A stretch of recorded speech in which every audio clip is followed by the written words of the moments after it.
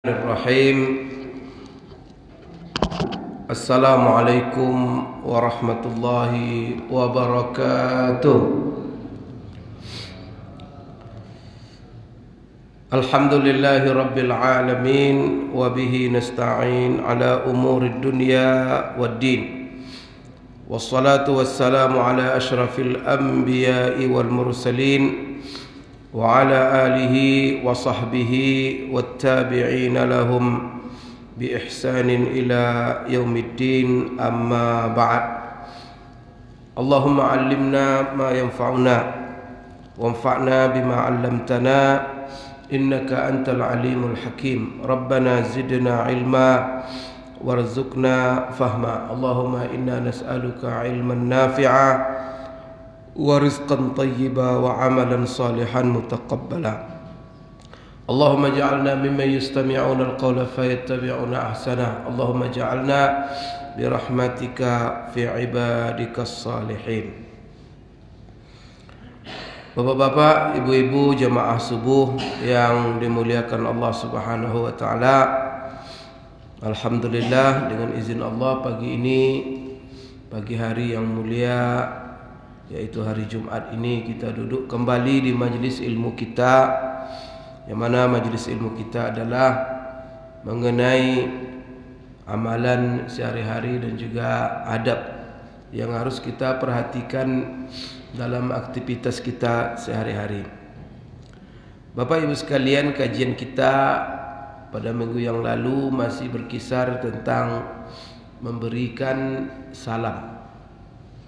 Dan terakhir kita menjelaskan bagaimana memberikan salam dengan perantara seseorang. Maka kalau kita mengirimkan salam kepada seseorang atau kita dititipkan tolong berikan salam kepada si anu, salam kepada kebiasa itu. Bapak Ibu sekalian, maka kalau disampaikan salam itu oleh seseorang kepada kita bahwa kita mendapat salam, maka bagaimana menjawabnya? Maka menjawabnya di sini kita memberikan salam terlebih dahulu kepada yang membawa salam, kemudian baru kepada yang memberi salam. Maka kita katakan alaika wa alaihis salam. Kamu dapat salam dari Pak Ahmad umpamanya. Langsung kita katakan alaika wa alaihis salam.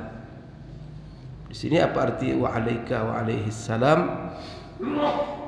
Jadi kita memberi salam kepada yang membawa salam, kemudian kita juga menjawab salam kepada yang memberikan ataupun yang mengirimkannya.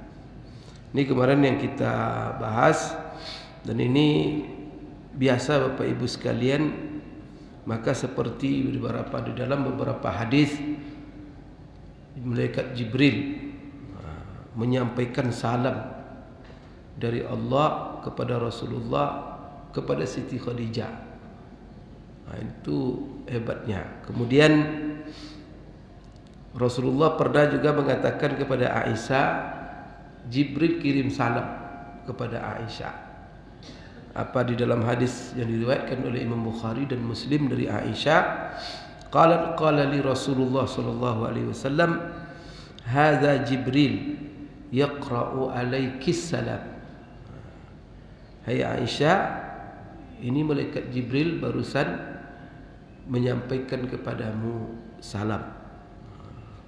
Qalat qultu wa alaihi salam wa rahmatullah. Lalu Bapak Ibu sekalian, Aisyah berkata wa alaihi salam wa rahmatullah. Ini juga menunjukkan bahwa tidak juga masalah kita langsung mengatakan si anu kirim salam, maka kita katakan wa alaihi salam wa rahmatullah, langsung wa alaihi.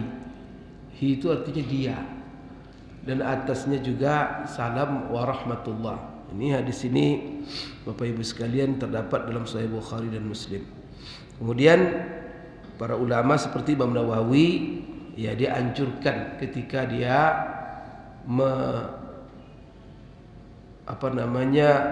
mengucapkan atau membalas salam itu seperti yang kita katakan tadi, berikan salam kepada yang mengirim, kemudian berikan salam kepada yang membawa. Jadi alaika wa alaihis salam. Bapak Ibu sekalian, bagaimana pula hukum memberi salam dengan selain bahasa Arab? Karena assalamualaikum warahmatullahi itu adalah salam dalam bahasa Arab. Tapi kalau diterjemahkan nanti kepada bahasa masing-masing, umpamanya orang mengatakan semoga selamat atasmu rahmat Allah, kemudian warahmatullah wabarakatuh, dan segala keberkahan dari Allah semoga tercurah untukmu. Diterjemahkannya ke dalam bahasa Indonesia. Apakah wajib saya menjawabnya Pak Ustaz? Maka para ulama mengatakan dia harus menjawab seperti apabila dia memberi salam dengan bahasa Arab. Khususnya Bapak Ibu sekalian, bagi orang-orang yang tidak bisa mengucapkan salam itu dengan bahasa Arab. Ya, kadang-kadang Bapak Ibu sekalian karena dia baru masuk Islam atau tidak terbiasa dia mengucapkan bahasa Arab. Maka seperti ini kata para ulama, kalau seandainya kita mendapat salam, tapi salam itu diterjemahkan kepada bahasa kita, kita tetap wajib menjawabnya. Tetapi apakah boleh mengucapkan salam seperti di dalam salat? Assalamualaikum ayyuhan nabi wa rahmatullahi wa barakatuh. Assalamu alayna wa ala ibadillahis salihin. Apakah boleh itu diucapkan dengan Bapak Ibu sekalian bahasa selain bahasa Arab? Diterjemahkannya salam dalam tahiyat awal atau akhir itu dengan bahasa Indonesia. Maka Bapak Ibu sekalian, seperti Syafi'iyah mengatakan tidak sah solatnya, maka harus dia ucapkan dalam bahasa Arab. Kemudian Bapak Ibu sekalian, masalah memulai dan menjawab salam. Jumhur ulama mengatakan bahwa memulai salam itu hukumnya sunat, tidak wajib. Kemudian Bapak Ibu sekalian, dan itu sunat alal kifayah. Apa itu sunat alal kifayah? Pokoknya kita berjalan 5 orang, kemudian memberi salam kepada satu majlis. Jadi kalau kita masuk ke satu majlis, kita 5 orang. Kalau ada yang memberi salam 2 orang, 1 orang cukup. Artinya sunnah itu sudah dapat. Jadi tidak semuanya harus assalamualaikum. Tapi kalau semuanya memberi salam, itu juga tidak ada masalah. Tapi maka sunnahnya sunnah alal kifayah. Tapi kalau masing-masing memberi salam, tidak ada masalah. Kemudian Bapak Ibu sekalian, jadi di sini apa kata para ulama? Kalau seandainya mereka banyak, lalu diucapkan salam itu hanya oleh 1 orang, cukup mewakili untuk semua. Kemudian Bapak Ibu sekalian, kalau semuanya ikut mengucapkan salam, maka kana afdal, itu lebih baik. Karena salam itu juga zikir, apalagi salam itu salah satu nama Allah, apalagi salam itu doa untuk sesama. Kemudian Bapak Ibu sekalian, ada sedikit perbedaan pendapat ulama tadi itu. Jumhur ulama memulai mengucapkan salam kepada orang itu hukumnya sunat. Artinya apa? Kalau seandainya seorang bertemu seseorang tidak mengucapkan salam, dia berdosa, dia tak berdosa karena sunat. Ini menurut jumhur. Namun menurut mazhab Hanafiyah, yang mana Bapak Ibu ulamanya adalah Imam Abu Hanifah, dan juga satu riwayat dalam mazhab Malikiyah, mereka mengatakan bahwa memulai mengucapkan salam kepada sesama muslim itu hukumnya wajib. Wajib. Ini menurut Hanafiyah. Ini berdasarkan hadis dari Abu Hurairah bahwa Rasulullah sallallahu alaihi wasallam berkata dan bersabda, haqqul muslim 'alal muslim sittun. Kewajiban seorang muslim terhadap muslim yang lain ada 6. Itu kata Rasulullah. Ada 6 di kita ini sesama muslim, Bapak Ibu. Ada 6 kewajiban kita sesama kita. Dan juga hak di kita ini, kalau ada saudara kita depan kita, kita punya hak 6 hal dari sesama muslim. Apa hak yang pertama? Qila ma hunna ya Rasulullah. Para sahabat bertanya, apa yang 6 perkara itu ya Rasulullah? Kewajiban muslim terhadap muslim. Qala idza laqitahu fasallim alaihi. Kalau kamu bertemu dengannya, maka beri salam. Maka kalau orang tidak salam sama kita, curiga kita, ini orang dianggapnya saya muslim atau tidak ini? Kan itu. Kalau Bapak Ibu, itu menghilangkan perasaan tidak baik. Salam, selama dia muslim, assalamualaikum. Sebab kalau tidak salam, berarti apa? Jangan-jangan orang ini dikeluarkannya saya dari Islam.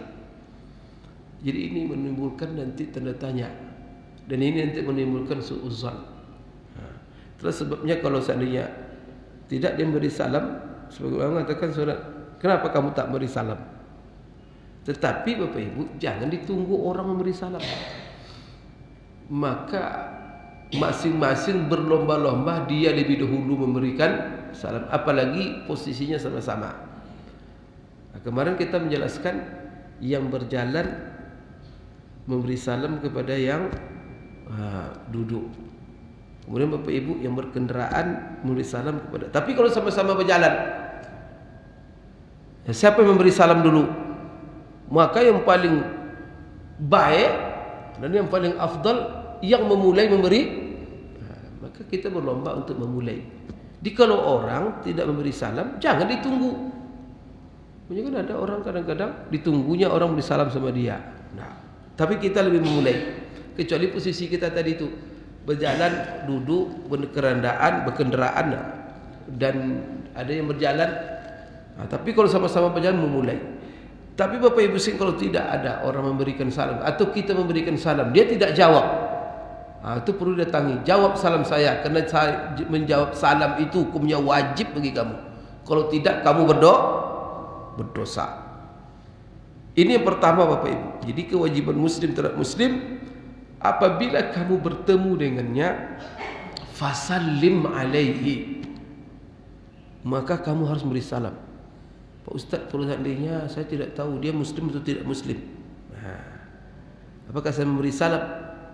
Kalau ragu, kalau dia lingkungan muslim, anggap dia muslim dulu, sunnah salam. Tapi terbukti dia non muslim, nanti ada aturannya, kita balikkan salam itu lagi nanti. Setelah ini ada kajian bagaimana memberi salam kepada non muslim. Apalagi hak kewajiban yang berikutnya, yang kedua, wa iza da'aka fa'ajibhu. Kalau kamu diundangnya, maka penuhi undangannya.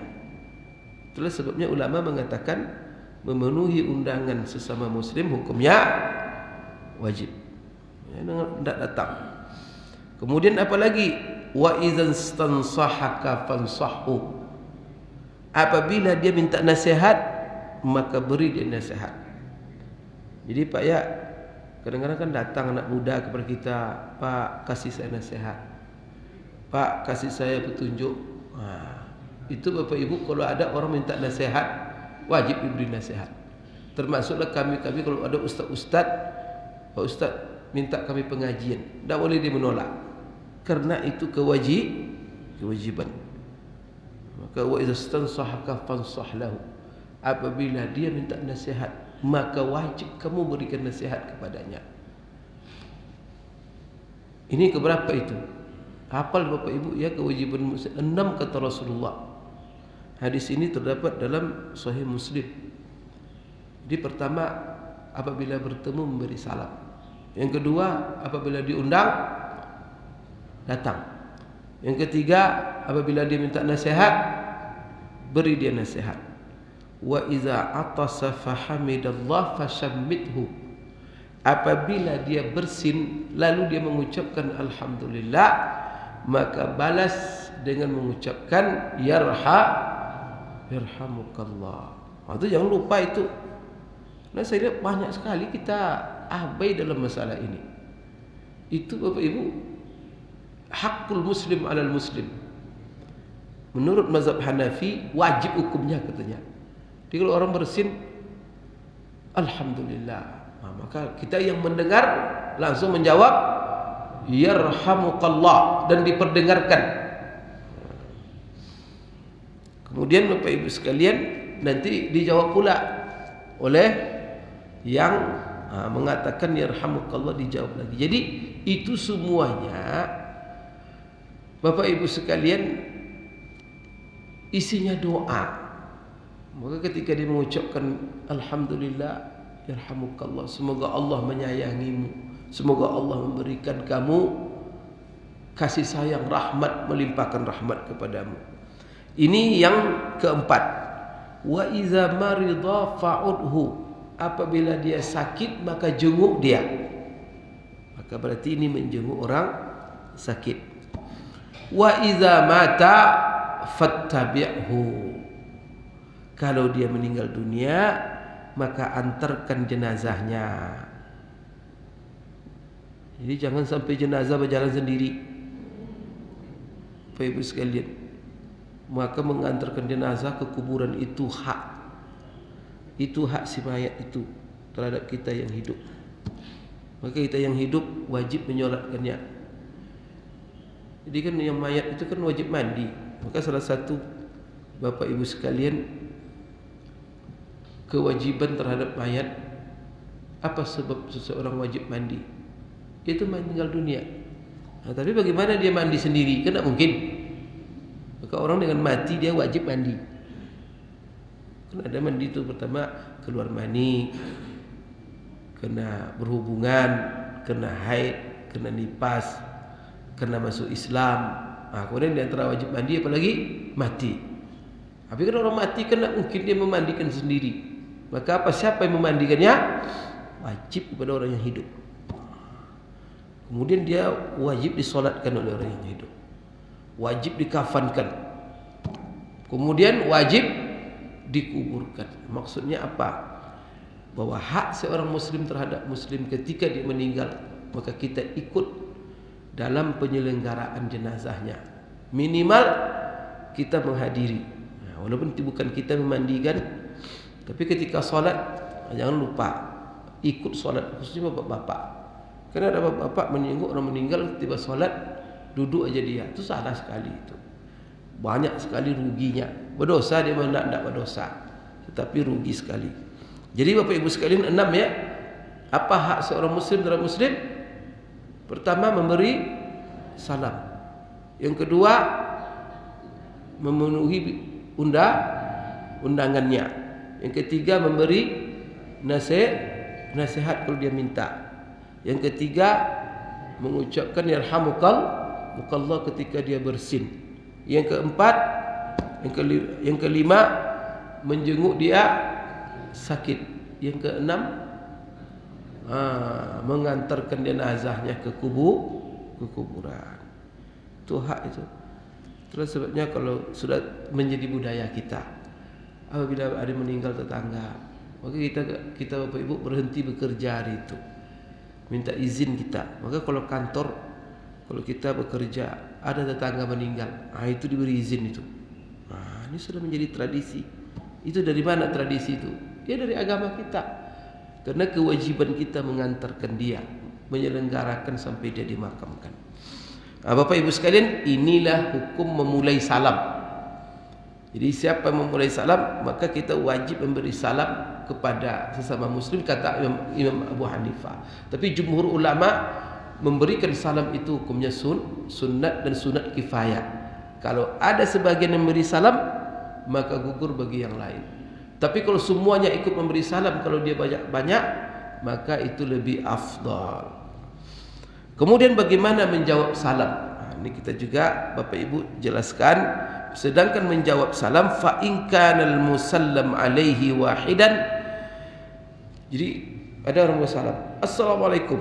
Kalau seandainya yang diberikan salam itu satu orang cuma, ta'ayyana alaihi rad, wajib hukumnya dia menjawab salam itu.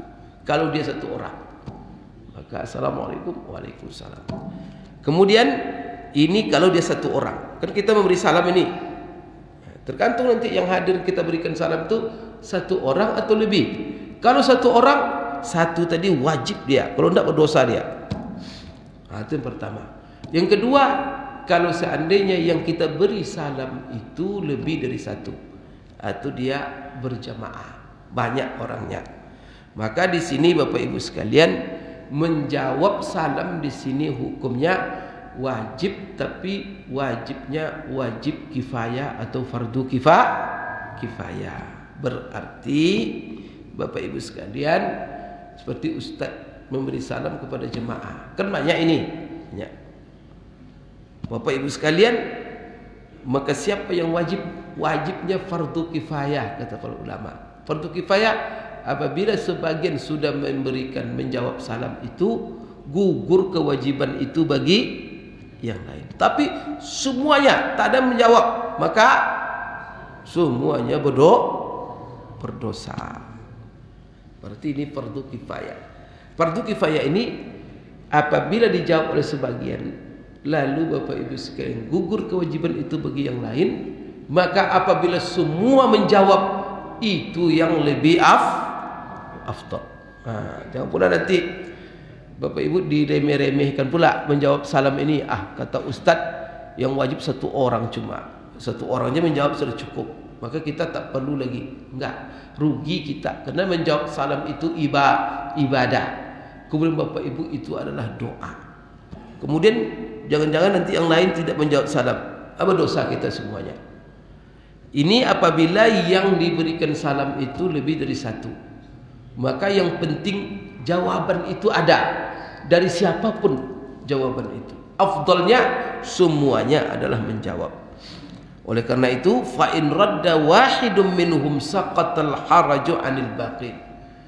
Kalau sempat satu orang saja yang menjawab, yang lain tidak, maka gugur dosa bagi yang lain, karena hukum menjawab itu fardu kifayah. Tetapi apabila semuanya Bapak Ibu sekalian menjawab, fa huwa nihayatu fil kamali wal fadilah. Inilah yang paling sempurna dan inilah yang paling utama. Kemudian Bapak Ibu sekalian, umpamanya ada nih, di sini kelompok, di sini kelompok, diberi salam kepada kelompok ini, assalamualaikum. Tidak menjawab yang sini, yang di sini yang menjawab. Kan apakah gugur kewajiban bagi orang ini? Maka yang kelompok ini Bapak Ibu berdosa semuanya. Kenapa?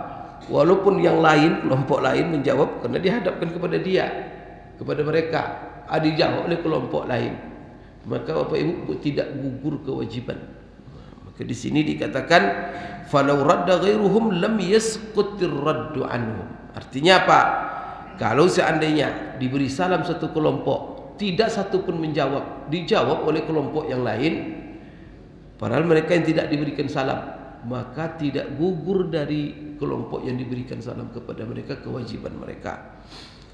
Tetapi wajib mereka untuk Bapak Ibu sekalian membalasnya.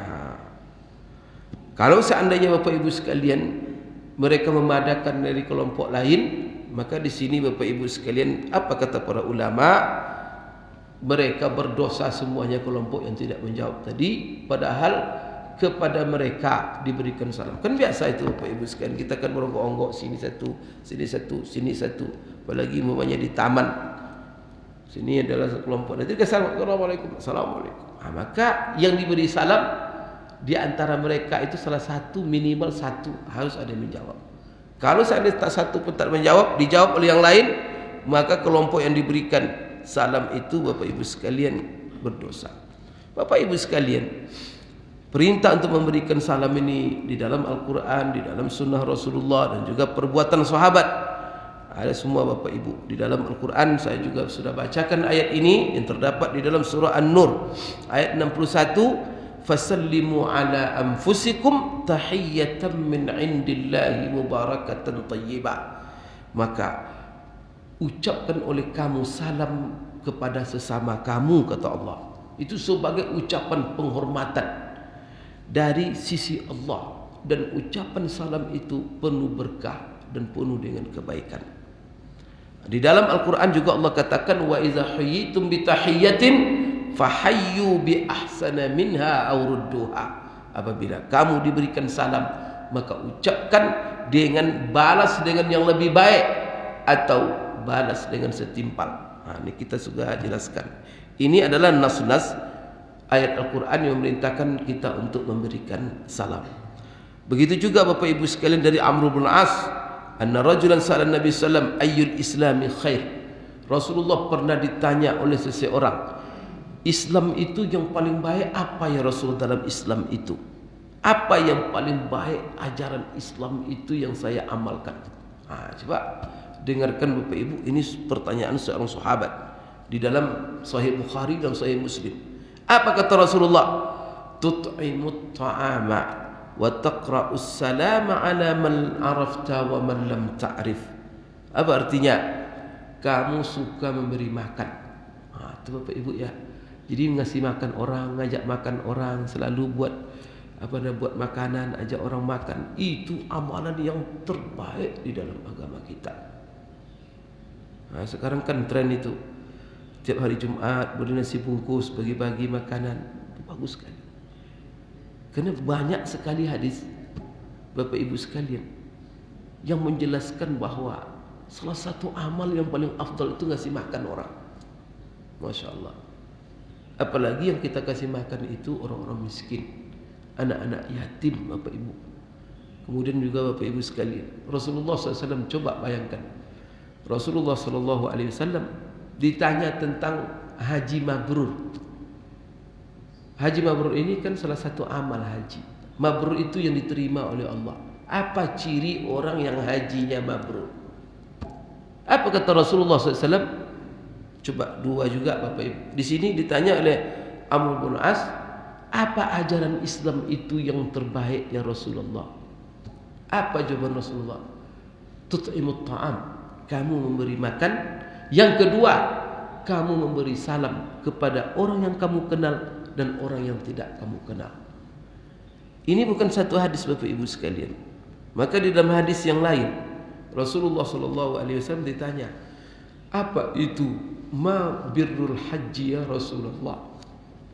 Apa haji yang mabrur itu ya Rasulullah? Semua orang kepengen mabrur. Apa kata Rasulullah menjawab definisi haji mabrur? It'amut ta'am wa ifsya'us salam. Haji mabrur itu dua cirinya. Apa yang pertama?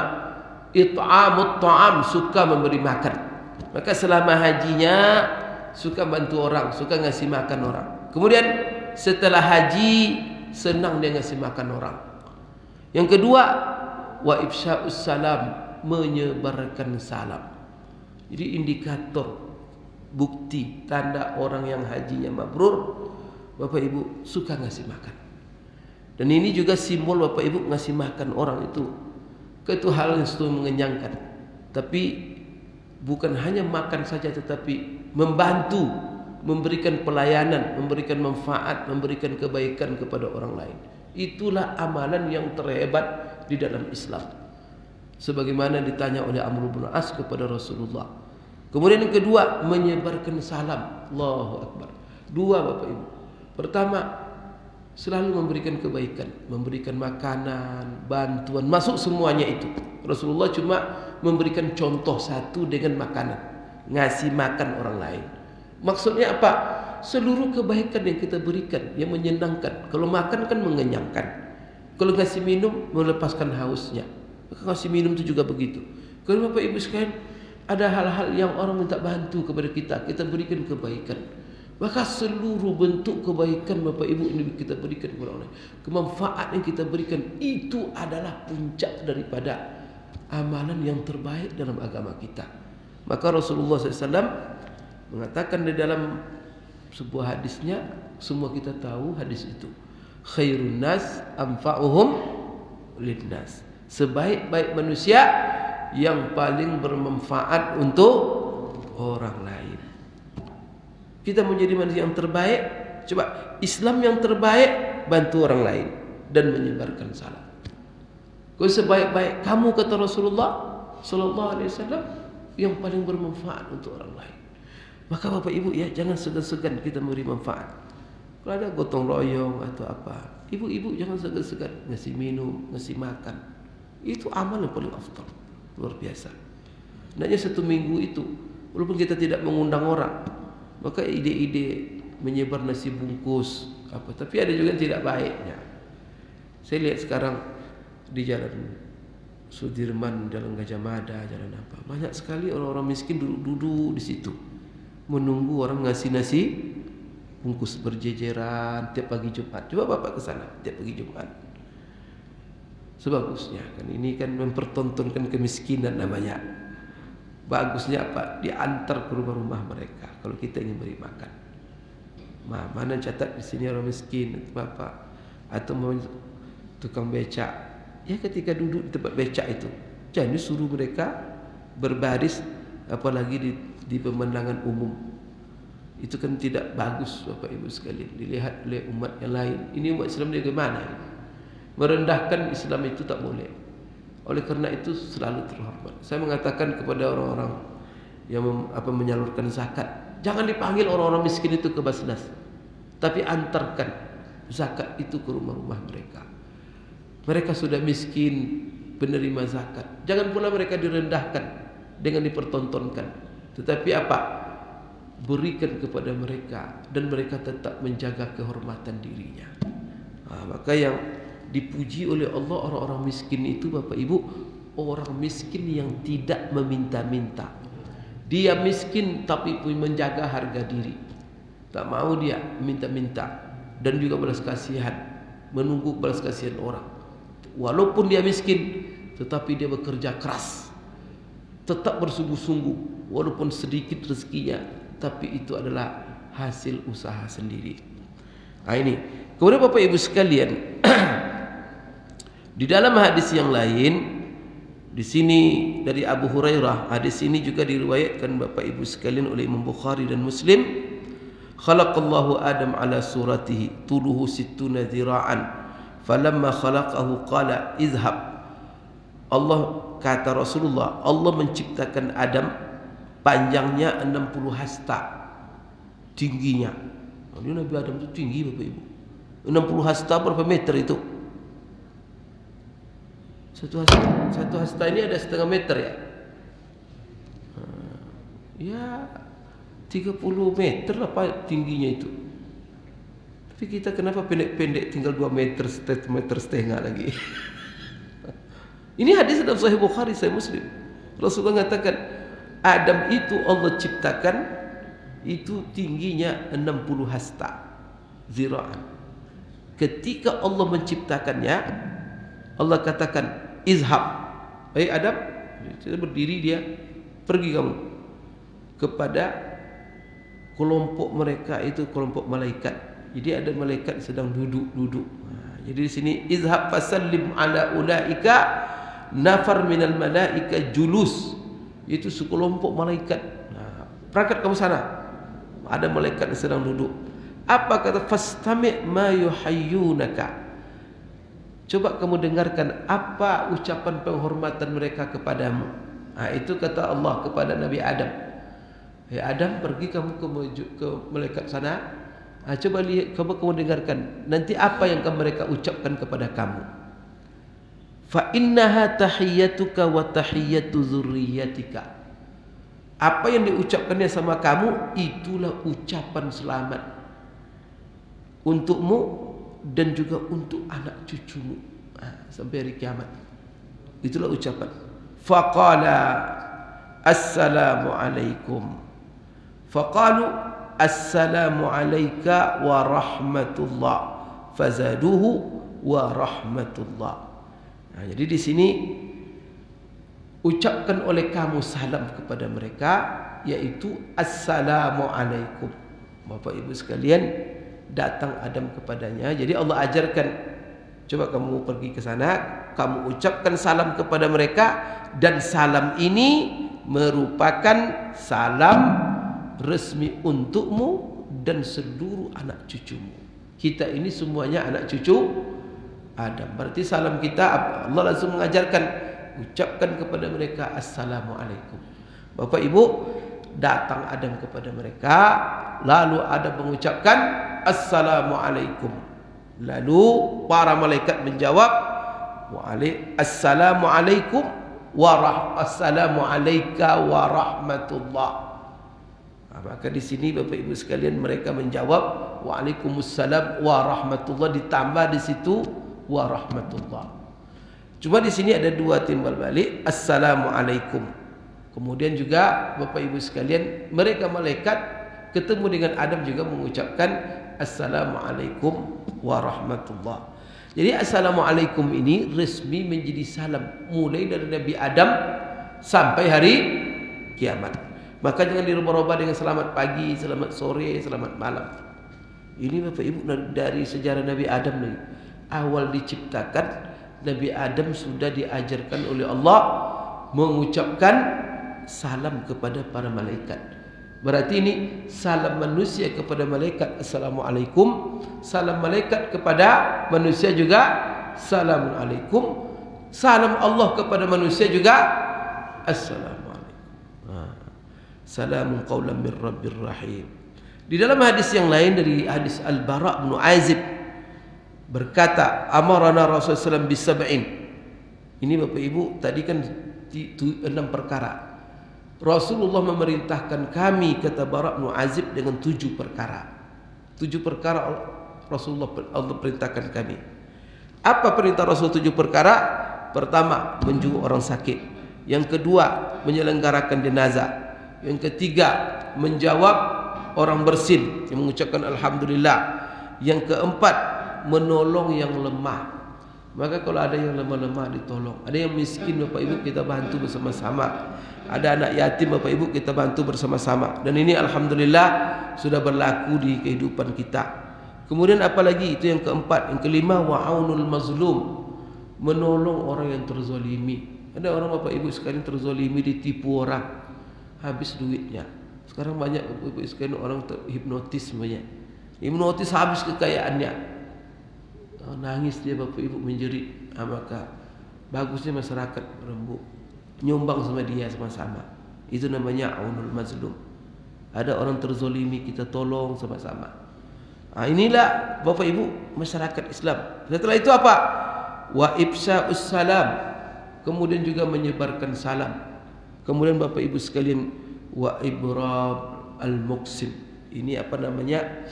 Membantu orang yang bersumpah. Ada orang bersumpah Bapak Ibu, kadang-kadang tak bisa dia melakukan sesuatu, terpaksa dia melanggar sumpahnya. Kemudian dengan melanggar sumpah dia harus bayar kafarat. Jika kita bantu dia membayar kafarat. Ini yang kalau kita lihat amal ini semuanya ini diperintahkan Rasulullah, ini berhubungan dengan amal sosial semua.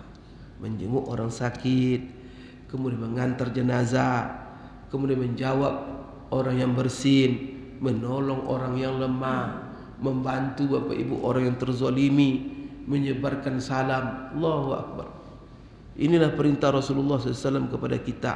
Dan juga Bapak Ibu sekalian, hadis yang diriwayatkan dari Ali bin Abi Thalib anna Nabi SAW qala yujzi anil jamaah iza marru an yusallim ahaduhum wa yujzi anil julus an yarudda ahaduhum. Tadi kan kalau ada kita beberapa orang berjalan lalu kita masuk, siapa yang memberi salam?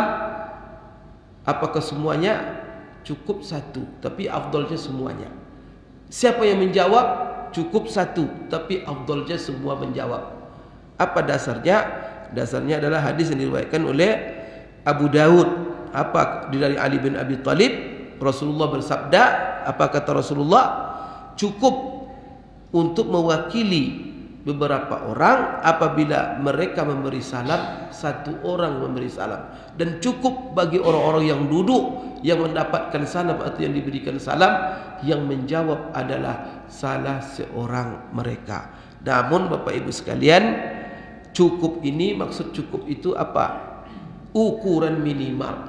Tetapi kalau semua memberi salam, semuanya menjawab, itu lebih afdal. Perbuatan sahabat juga begitu. Bagaimana sahabat Rasulullah SAW mereka memberi salam antara sesama mereka. Seperti dari Tufail bin Ubay bin Ka'ab, annahu kana ya'ti Abdullah ibn Umar fayaqdu ma'ahu ila suq qala. Jadi ini Tufail bin Ubay bin Ka'ab, dia pernah datang kepada Abdullah bin Umar, lalu sama-sama pergi ke pasar. Ini ceritanya. Qala fa iza ghadawna ila suq lam yamur Abdullah ala siqatin wala ala sahibi bai'atin wala miskin wala ahad illa sallama alaihi. Lalu Abdullah ibn Umar, ketika kami ke pasar, semua orang dilewatinya.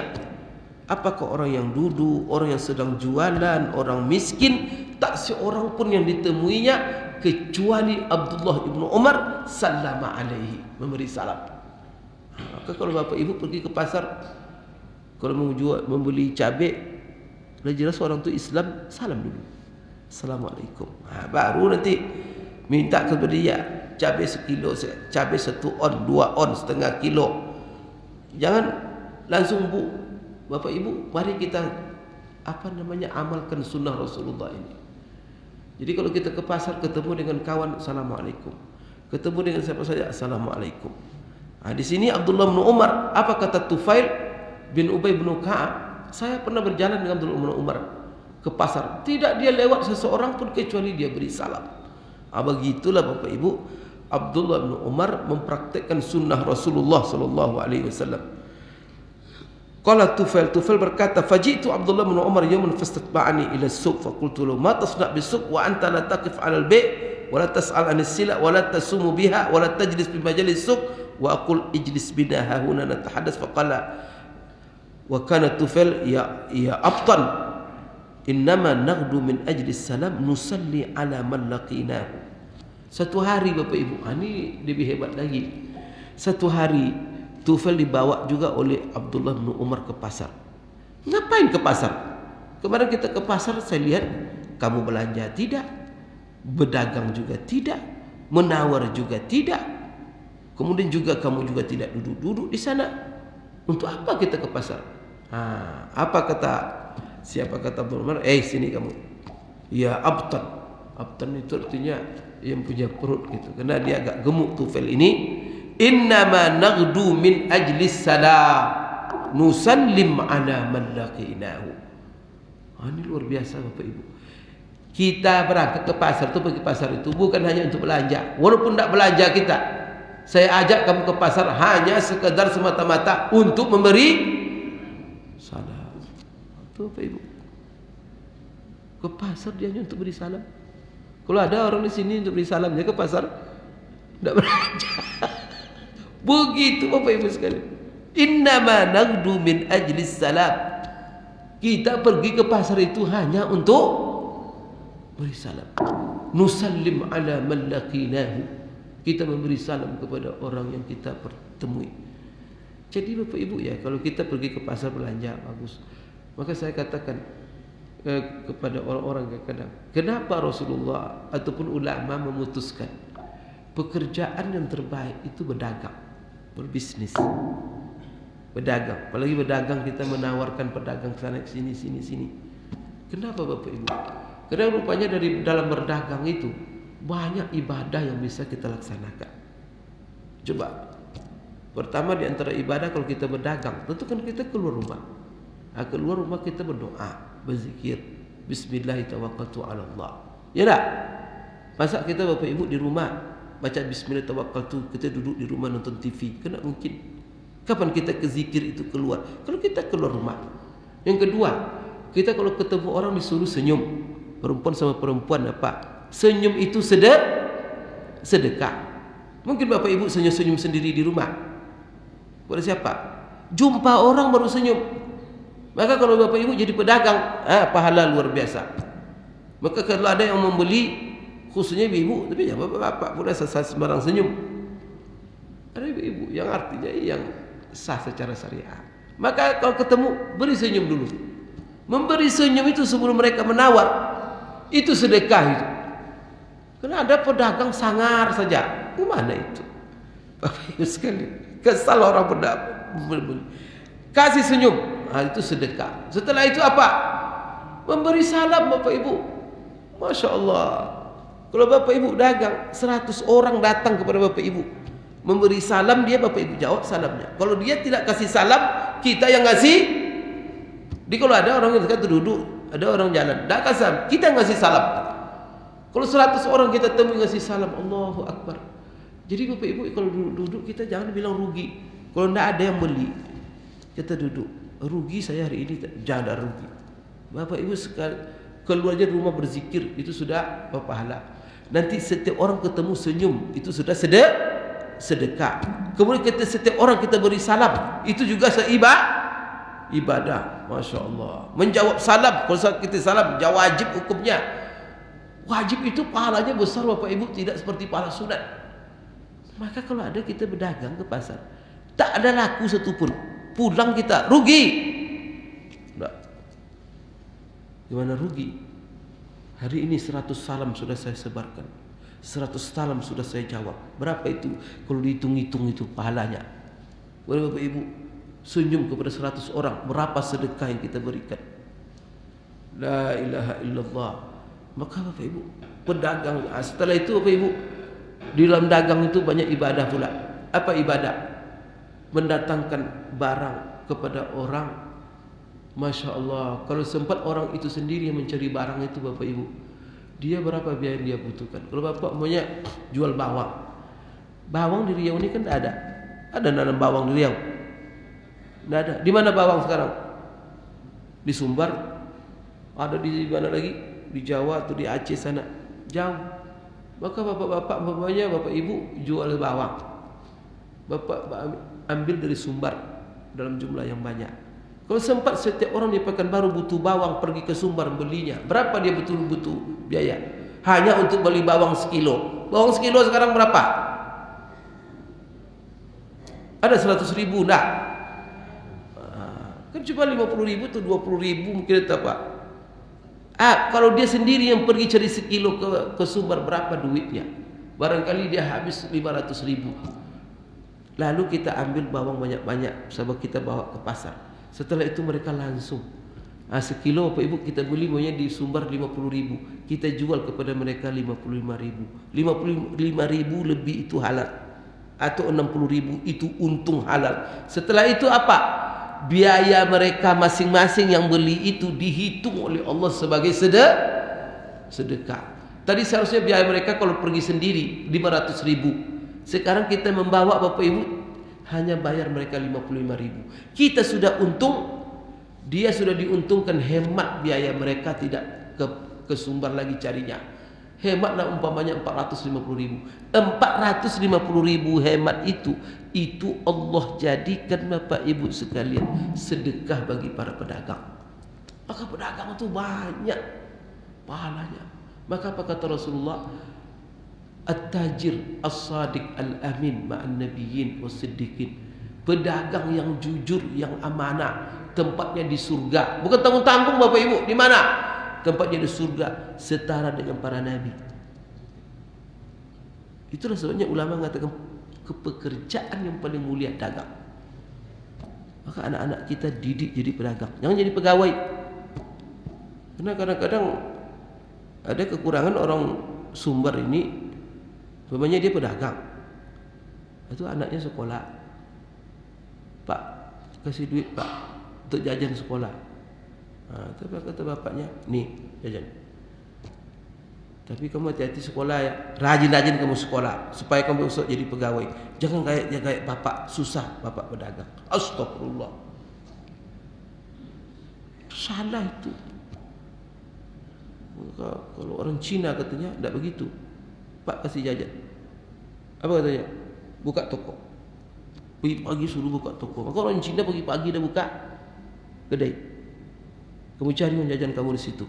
Nanti kalau sudah jualan bawa.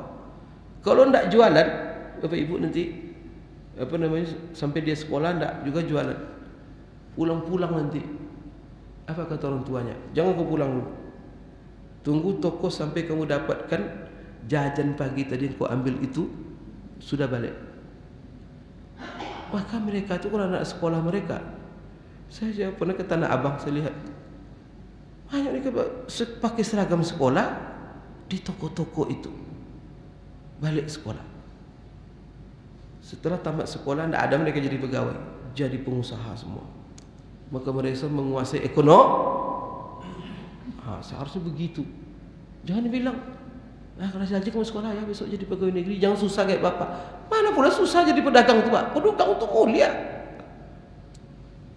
Ya susah itu apa? Pekerjaan yang tidak susah. Jadi pegawai susah lagi. Jam 7 sudah harus bangun, jam 7:30 berangkat pula. Tidak boleh terlambat, ya kan? Jam 4 kalau pedagang mau istirahat kapan? Tak ada masalah, bebas. Allahu Akbar. Jadi Bapak Ibu tolong didik ya anak-anak kita. Jangan jadi pegawai. Pegawai itu Bapak Ibu kan tidak hak, bukan haram pula. Artinya dorong mereka menjadi pengusaha. Kalau bapak umpamanya berkedai cuma kedai sedikit, nak sekolah kamu, besok kamu kembangkan bisnis ibu ini. Jangan warung, tapi kamu punya toko nanti. Kalau kita punya toko, bilang sama anak, nak kamu harus sambung pekerjaan bapak ini. Tapi kau jangan toko ini nanti, tapi kau buat mall. Gitu. Saya bilang jangan kamu kayak bapak. Susah kamu jadi pegawai nanti. Pegawai berapa lah ibu? Pegawai itu terukur.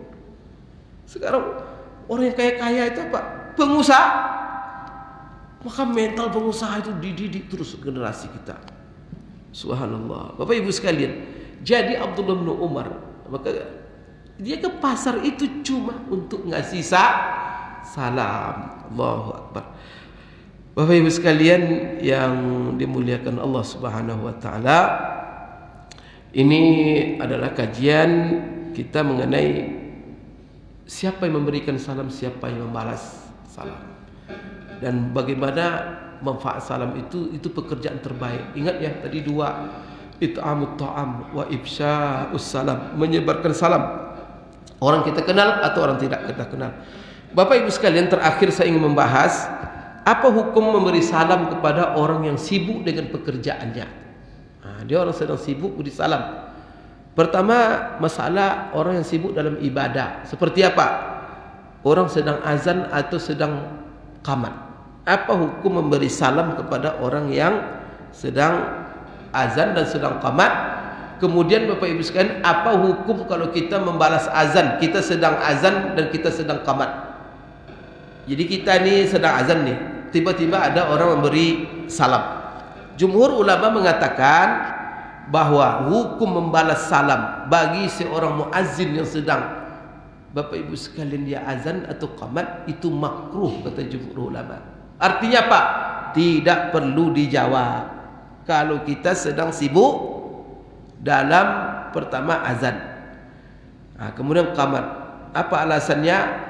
Karena memisah antara kata-kata lafaz-lafaz azan itu tidak dibolehkan, itu makruh hukumnya.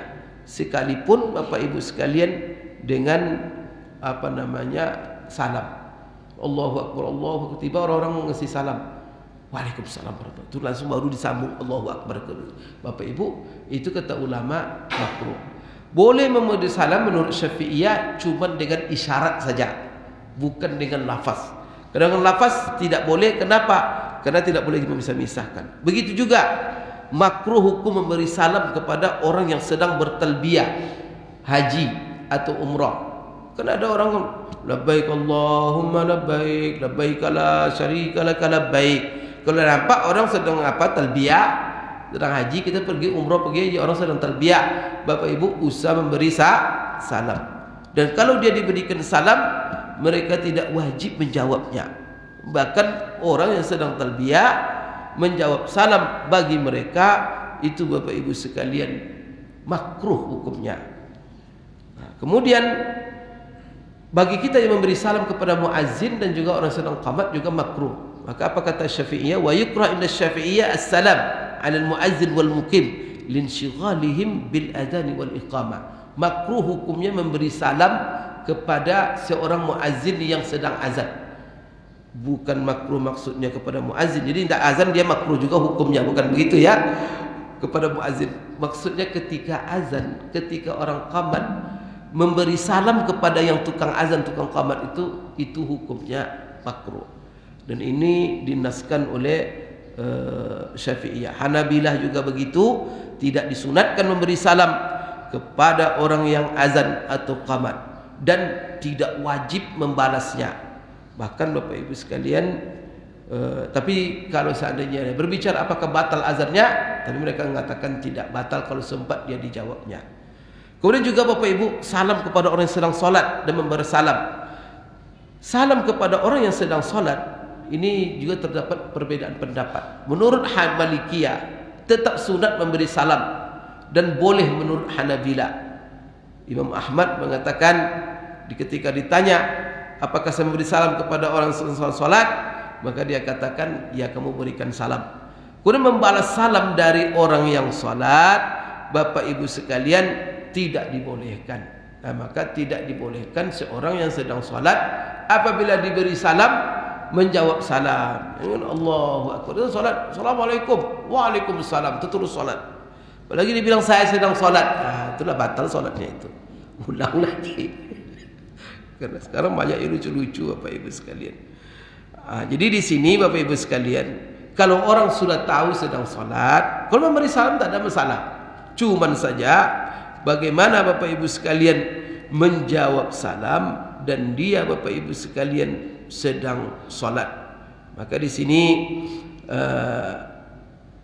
pertama mereka mengatakan rata-rata tidak wajib menjawabnya. Kemudian apakah dijawab dengan isyarat? Sebagian mereka mengatakan disunatkan, dimasyariatkan Bapak Ibu menjawab salam ketika kita solat, diberi salam dengan isyarat menurut sebagian ulama. Kemudian Bapak Ibu sekalian, bagi sebagian ulama tidak perlu dijawab dan tidak perlu pula memberi isyarat.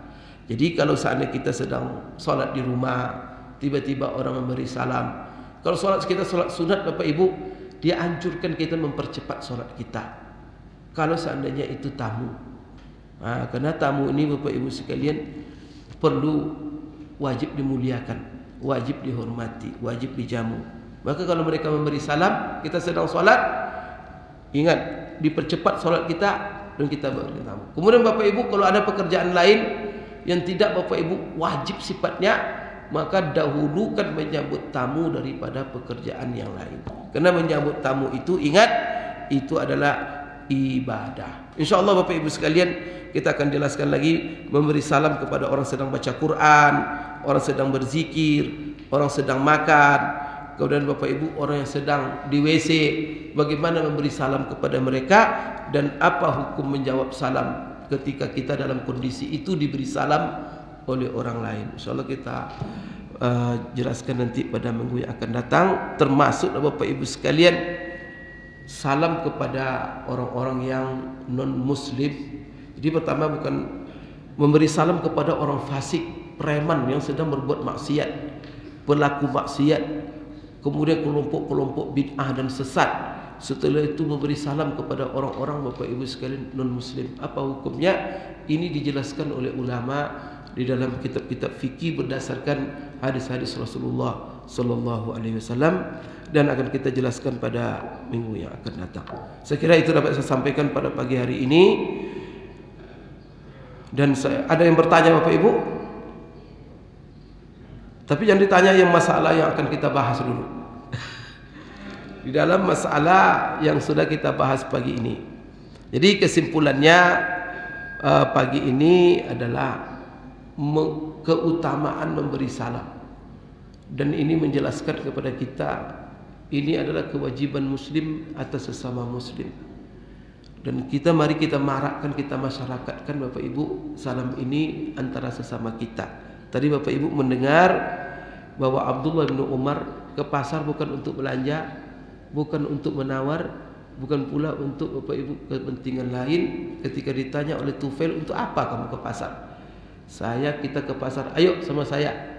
Kita ke pasar hanya untuk memberi salam. Beri salam kepada siapa? Orang kita kenal, orang kita tidak kenal. Kemudian ada dua amalan Bapak Ibu yang sangat baik dalam agama kita. Rasulullah ditanya, khair, itu terbaik dalam Islam. It'amut ta'am wa ifsa'us salam. Memberi makan. Yang kedua, menyebarkan salam. Aku qouli hadza wa astaghfirullah li wa lakum. Subhanakallahumma rabbana wa bihamdik, asyhadu an la ilaha illa anta, astaghfiruka wa atubu ilaik. Wabillahi taufiq wal hidayah. Assalamualaikum warahmatullahi wabarakatuh.